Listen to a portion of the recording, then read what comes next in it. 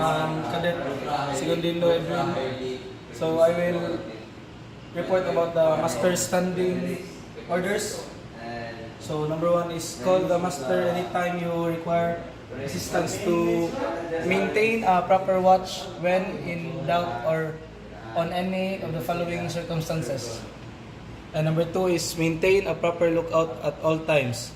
Number 3, watch keeping and navigation are your primary duties while on the bridge. Number 4, give all traffic a wide berth. Keep well clear of fishing vessels that may abound the area navigated.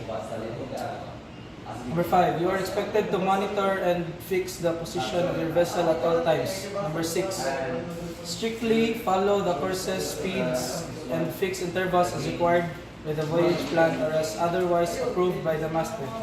Number 7, respond to alarms as per master's supplemental instructions. Number 8, bridge watch should be maintained in accordance with principles of bridge team management, including when pilot is aboard. Number 9, exercise prudence and good seamanship at all times. Number 10, the engine is at your disposal, so don't hesitate to use it. If for any reason you are unable to comply with these standing orders or when in doubt, you are to call the master immediately. And that's all. Thank you.